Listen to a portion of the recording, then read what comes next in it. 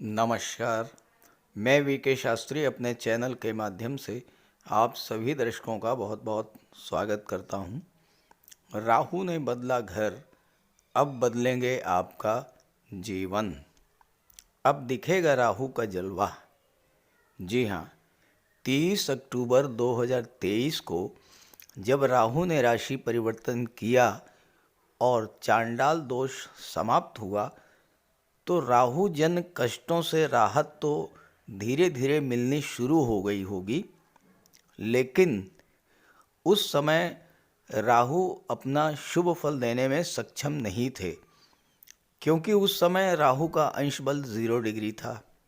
लेकिन अब राहु ने 27 डिग्री की उस सीमा रेखा को पार कर लिया है जहाँ से राहु को बल प्राप्त होता है और अब राहु अपना शुभ फल प्रदान करने की स्थिति में आ चुके हैं। तो इस वीडियो में इसी बात पर चर्चा करेंगे कि अशुभ और खराब राहु के कारण आपको जीवन में क्या क्या कष्ट मिले और अब राहु के शुभ ग्रह देवगुरु बृहस्पति की राशि में गोचर करने पर आपको क्या क्या शुभ फल और लाभ मिलने जा रहे हैं। लेकिन उससे पहले आपको ये समझना ज़रूरी है कि राहु आपके जीवन को किस तरह प्रभावित करते हैं और आप कैसे जानेंगे कि राहु आपको अशुभ फल दे रहे हैं। ये विश्लेषण आपकी चंद्र राशि के आधार पर किया जा रहा है और वीडियो के अंत में मैं आपको राहु के उपाय भी बताऊंगा। राहु को ज्योतिष शास्त्र में दैत्यों के सेनापति की संज्ञा दी गई है और हमारे जीवन की 60 to 70% समस्याओं का कारण राहु ही होते हैं। लेकिन आज के समय में राहु ही हमें वो सब कुछ दे सकते हैं जो हम पाना चाहते हैं, क्योंकि कलयुग के किंग हैं राहु। राहु एक ऐसा ग्रह है जो अचानक से विपरीत दिशा से एक्टिवेट होकर कार्य करने लगता है। आपका कोई काम काफ़ी दिनों से नहीं हो पा रहा था, अचानक से राहु की अंतर्दशा या प्रत्यंतर दशा शुरू हुई, आपका वो काम एकदम से पूरा हो गया। राहु के भीतर अतीन्द्रिय शक्ति है और उसमें हर तरह के षड्यंत्र को समझने की क्षमता है, उससे निपटने की भी क्षमता है राहु में। राहु विदेश के भी कारक हैं और इसलिए जिनकी कुंडली में राहु अच्छा होता है वो विदेश जाते हैं, विदेश में बहुत अच्छा धन अर्जित करते हैं। आज की डेट में राहु केतु शनि और मंगल जिन्हें पाप ग्रह की संज्ञा दी गई है वही हमें जीवन में ऊपर उठाते हैं, धन वैभव देते हैं, मान सम्मान देते हैं और हर तरह का सुख भी देते हैं। इसलिए जब भी मनुष्य के जीवन में राहु की महादशा या अंतर्दशा शुरू हो उस समय व्यक्ति को विशेष सावधानी बरतनी चाहिए, राहु का निरंतर उपाय करते रहना चाहिए ताकि राहु के शुभ फल प्राप्त हो सके। लेकिन यही राहु अगर कुंडली में अशुभ हुए तो तरह तरह के कष्ट देते हैं, बनते बनते काम बिगड़ जाते हैं। तो कैसे पहचाने कि कुंडली में राहु हमें अशुभ फल प्रदान कर रहे हैं, क्योंकि हर व्यक्ति तो ज्योतिष का ज्ञाता होता नहीं है। तो कैसे पता लगेगा कि राहु हमारी कुंडली में हमें अशुभ फल दे रहे हैं। देखिए, कुछ लक्षण मैं आपको बता रहा हूँ। अगर राहु खराब हों तो सबसे पहले तो हमारी मानसिकता को खराब कर देते हैं, मन में लगातार नेगेटिव फीलिंग्स आती हैं, एक अनजाना सा भय हमेशा बना रहता है। राहु हमारी सोच को नेगेटिव कर देते हैं, हमें ये लगता है कि हम जीवन में कुछ कर ही नहीं सकते, मन में भ्रम की स्थिति पैदा होती है और हम रस्सी को भी सांप समझकर उससे डरते रहते हैं।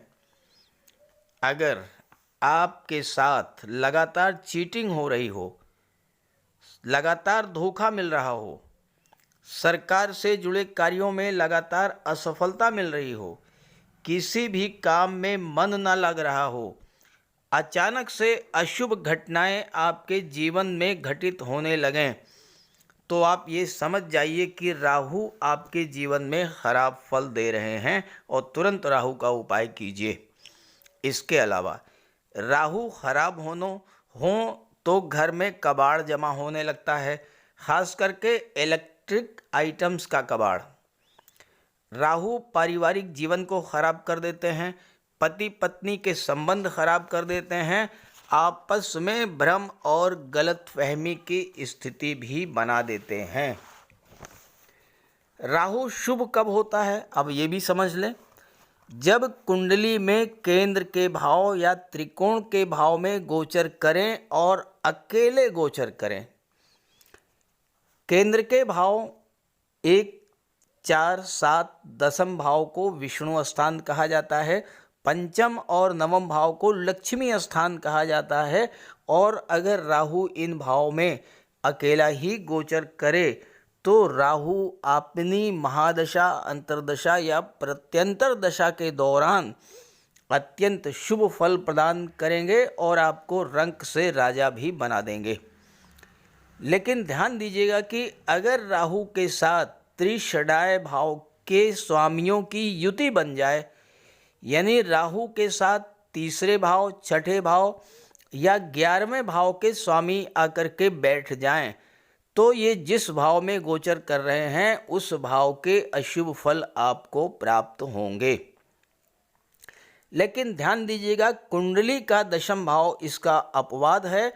दशम भाव में राहु हो और उनके साथ त्रिषडाय भाव के स्वामी भी बैठे हों, तब भी राहु शुभ फल ही देगा।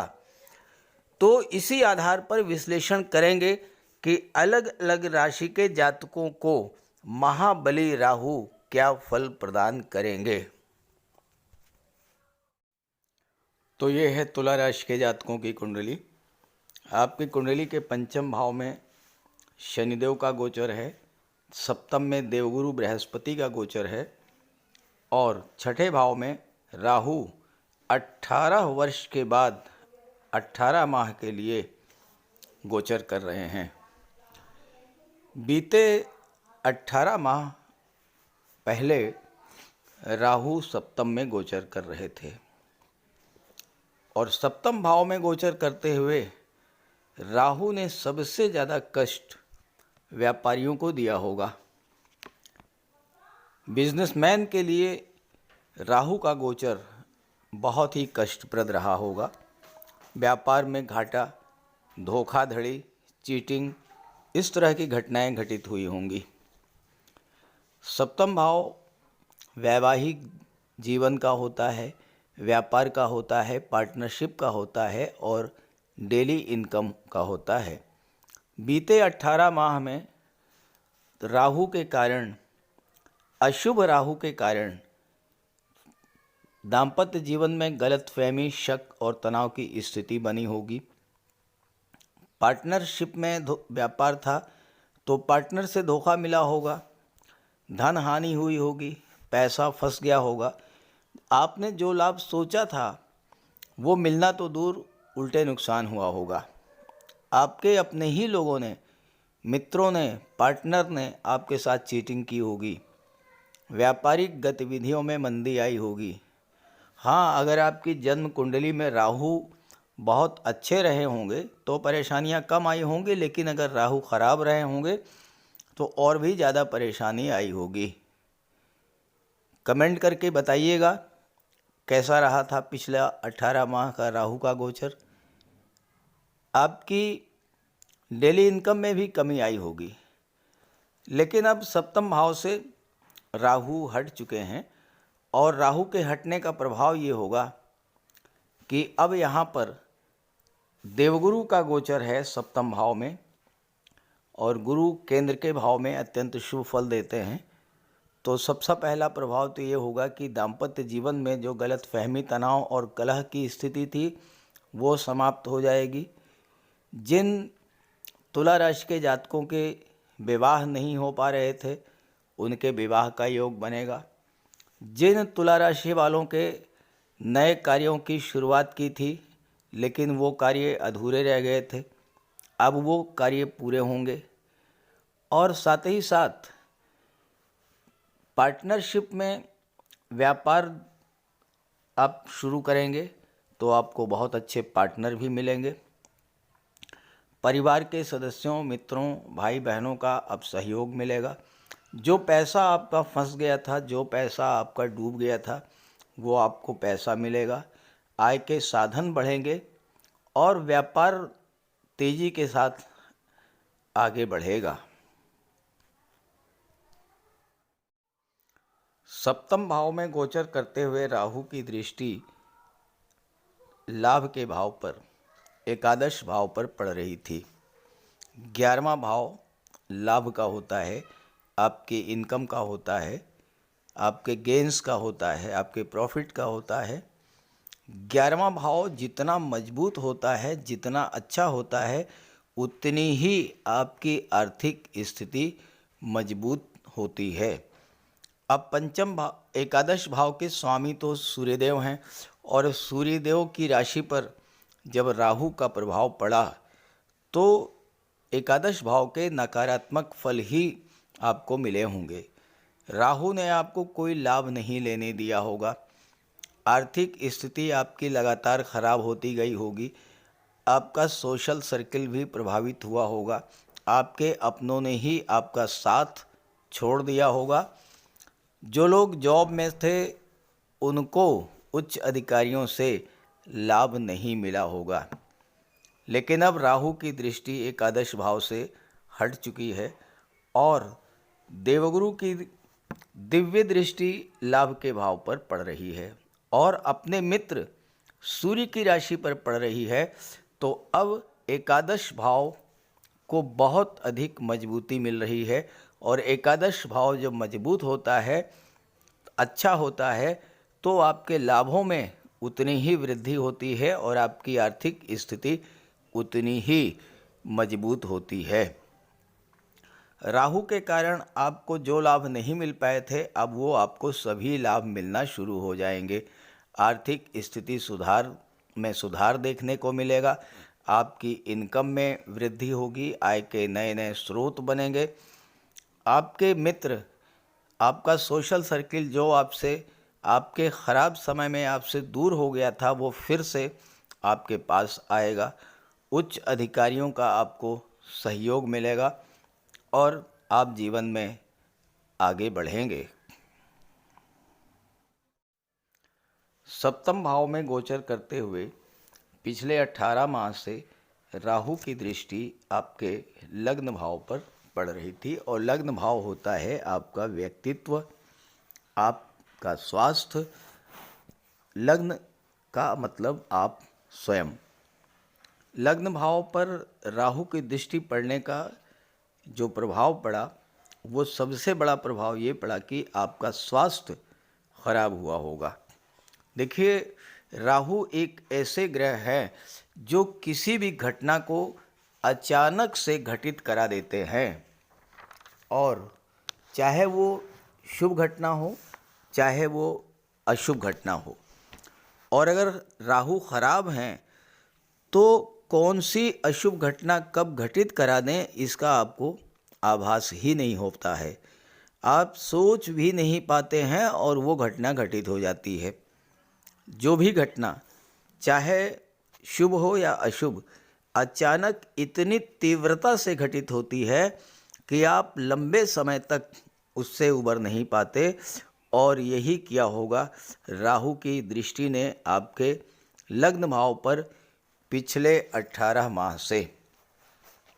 अचानक से आपका स्वास्थ्य खराब हुआ होगा, और कोई ऐसी बीमारी जो लंबे समय तक आपको परेशान करती रही, अचानक से समस्या आपके जीवन में स्वास्थ्य को लेकर आई होगी और लंबे समय तक आप परेशान होंगे।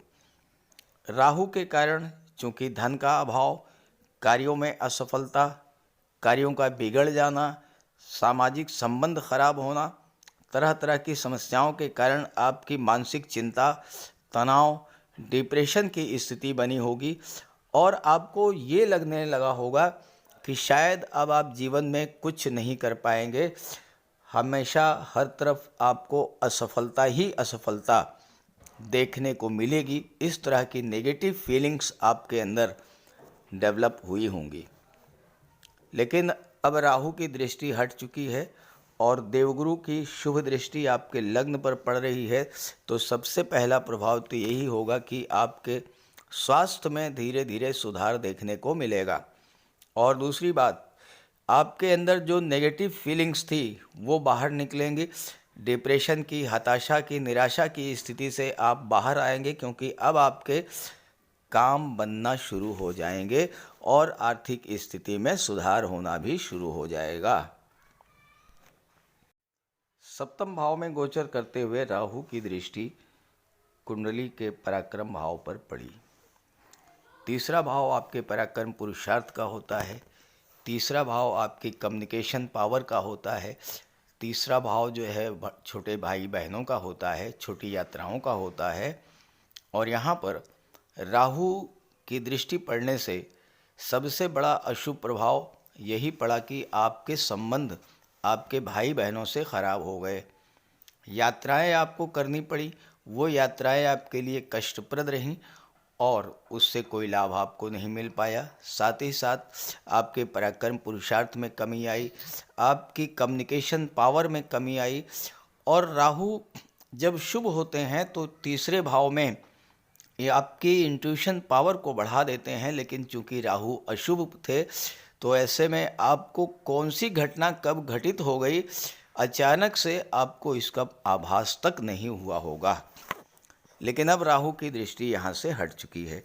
राहु की दृष्टि हटने का प्रभाव ये होगा कि अब देवगुरु बृहस्पति की शुभ दृष्टि तीसरे भाव पर पड़ रही है, तो आपके पराक्रम पुरुषार्थ में, आपके ज्ञान बुद्धि विवेक में वृद्धि होगी। भाई बहनों से रिलेशंस अच्छे हो जाएंगे और साथ ही साथ अब आपको यात्राओं से भी लाभ मिलेगा।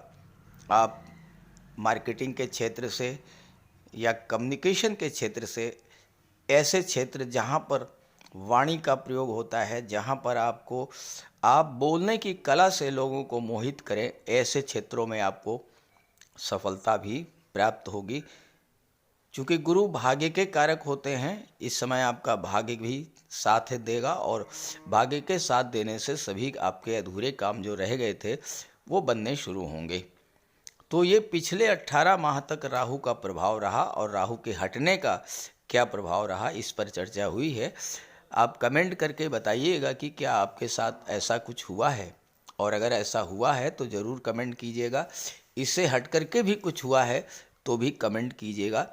अब बात करते हैं कि जब राहु राशि परिवर्तन करके छठे भाव में आ चुके हैं तो राहु का क्या फल आपको प्राप्त होगा। राहु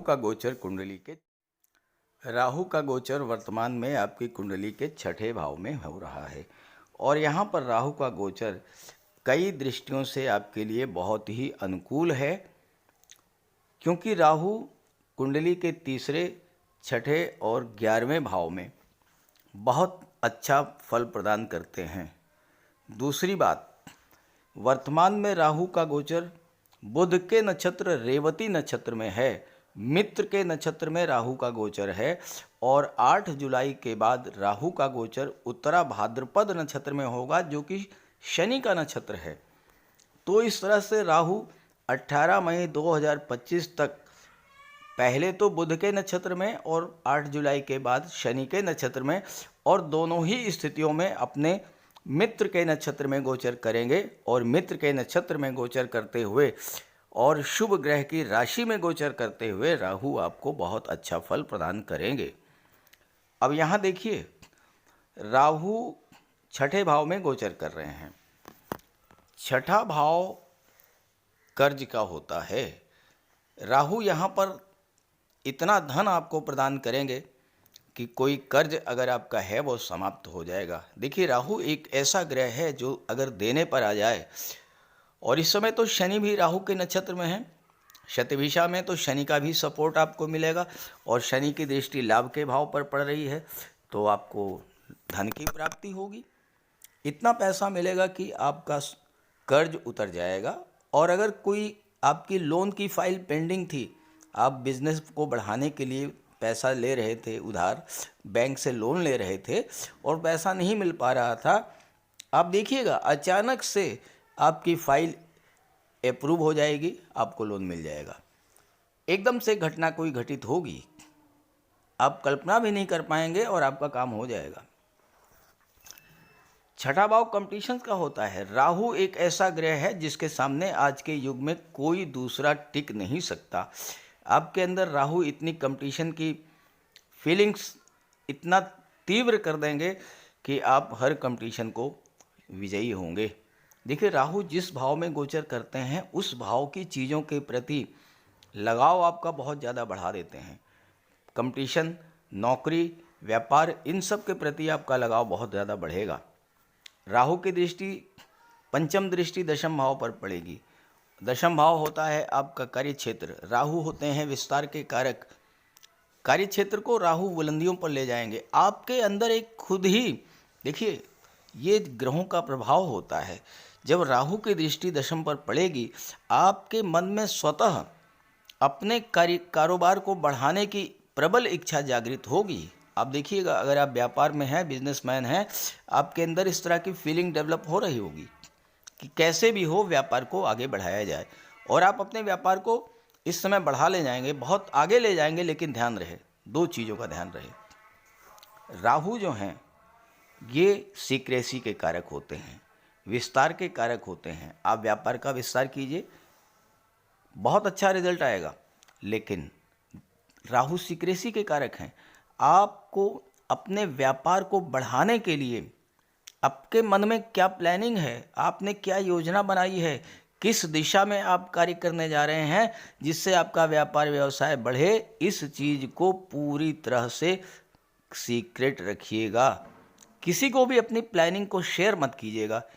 अगर आपने प्लानिंग शेयर कर दिया तो फिर तो राहु नेगेटिवली एक्ट करेंगे, व्यापार जो बढ़ना होगा वो भी बैठ जाएगा। ध्यान रहे, व्यापार को बढ़ाइए, राहु इसमें पूरी हेल्प करेंगे, लेकिन पूरी गोपनीयता के साथ। और दूसरी बात, राहु लेटेस्ट टेक्नोलॉजी के कारक हैं, राहु इंटरनेट के कारक हैं, राहु फोटो रिलेटेड एरियाज़ के कारक हैं। तो आप अपने आप को अपडेट रखें, इंटरनेट से, सोशल मीडिया से, संचार माध्यमों से जोड़ करके अपने व्यापार व्यवसाय को जब आप बढ़ाएंगे, आप देखिएगा राहु आपको बुलंदियों पर पहुंचा देंगे। राहु विदेश के कारक होते हैं और विदेश के भाव पर दृष्टि डाल रहे हैं। इस समय आपकी विदेश जाने की इच्छा तो पूरी होगी ही। आप विदेश में व्यापार व्यवसाय के सिलसिले में, नौकरी के सिलसिले में, उच्च शिक्षा प्राप्त करने के लिए हर तरह से राहु आपकी इसमें मदद करेंगे। और सबसे बड़ी बात यह है कि राहु 12वें भाव पर जब दृष्टि डालेंगे, विदेशों से आपको धन की प्राप्ति होगी। देखिए, आज का युग जो है, राहु से ज़्यादा धन कोई नहीं दे सकता। राहु आपको धन देंगे। और एक बात और ध्यान दीजिएगा कि राहु लीगल इलीगल नहीं जानता। राहु सिर्फ और सिर्फ चीज़ों को प्राप्त करना चाहता है। आपके अंदर किसी भी चीज़ को पाने की तीव्र इच्छा जागृत होगी, लेकिन ध्यान रहे, लीगल तरीके से आपको वो चीज़ प्राप्त करनी है। कभी भी अनैतिक साधनों का प्रयोग मत कीजिएगा, अन्यथा बाद में बहुत कष्ट होगा। राहु की दृष्टि तीसरे भाव पर पड़ेगी, और जैसा मैंने आपको बताया, यहाँ पर तीसरा भाव और 12वें भाव का संबंध बन रहा है। तीसरा भाव जो होता है ये संचार माध्यमों का, तीसरा भाव इंटरनेट का, सोशल मीडिया का होता है, और तीसरे और 12वें का संबंध बन रहा है। तो इस समय अगर आप अपने व्यापार व्यवसाय का तीसरे भाव की चीज़ों से जोड़ करके, यानी संचार माध्यमों से जोड़ करके, इंटरनेट के द्वारा, सोशल मीडिया के द्वारा अगर आप अपना कार्य करेंगे, आपको एक्सलेंट रिजल्ट मिलेगा। एक और बात जो बहुत महत्वपूर्ण है, आपके लग्न के स्वामी हैं शुक्र। शुक्र कला और सौंदर्य के कारक हैं। राहु फोटो रिलेटेड एरियाज़ के कारक हैं, तीसरे भाव पर दृष्टि डाल रहे हैं।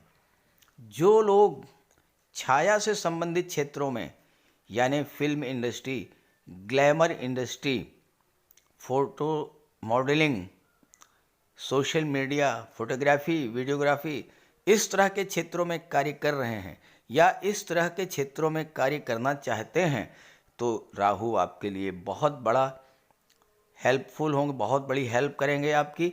आप फिल्म इंडस्ट्री में जाने की इच्छा थी, अचानक से आपका जाने का कार्यक्रम बन जाएगा, अचानक से आपको कोई सफलता मिलेगी, अचानक से कोई कॉल आएगी और आप फिल्म इंडस्ट्री में चले जाएंगे, मॉडलिंग के क्षेत्र में चले जाएंगे, संगीत और कला से संबंधित क्षेत्रों में आपको सफलता दिला देंगे राहु। तो इस तरह से 18 मई 2025 तक राहु का गोचर आपके लिए बहुत शुभ है।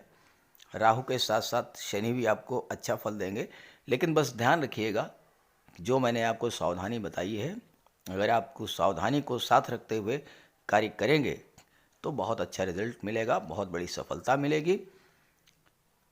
अब अगर आपकी जन्म कुंडली में राहु खराब हुए तो, या राहु आपको खराब फल दे रहे हों, कैसे जानेंगे? जैसा मैंने शुरू में बताया, तो राहु का उपाय कर लीजिएगा। बात करते हैं उपायों पर। जीवन में परेशानियां बढ़ रही हों, संघर्ष बढ़ रहा हो, अचानक से आपके जीवन में नकारात्मक घटनाएं घटना शुरू हो जाएं, अचानक से आपको धन हानि शुरू हो जाए, परिवार में कलह शुरू हो जाए, बीमारियों से, रोगों से आप परेशान होना शुरू कर दें, तो आप ये समझ लीजिए कि राहु खराब फल दे रहे हैं। तो राहु के लिए कुछ सामान्य से बहुत सामान्य उपाय हैं, लेकिन बहुत प्रभावी उपाय मैं आपको बताने जा रहा हूँ। देखिए, देवाधिदेव भगवान भोले शंकर ये शनि पर भी नियंत्रण रखते हैं और राहु पर भी नियंत्रण रखते हैं। और अगर आप भगवान भोले शंकर की आराधना करते हैं तो शनि भी नियंत्रित रहेंगे और राहु भी कंट्रोल में रहेंगे। तो राहु के लिए आप सोमवार और शनिवार के दिन जल में काला तिल मिला करके शिवलिंग पर अर्पित कीजिए, भगवान भोले शंकर की आराधना कीजिए, राहु के नेगेटिव फल मिलना बंद हो जाएंगे। इसके अलावा दुर्गा सप्तशती में कहा गया है, छाया रूपेण संस्थिता या देवी सर्वभूतेषु छाया रूपेण संस्थिता।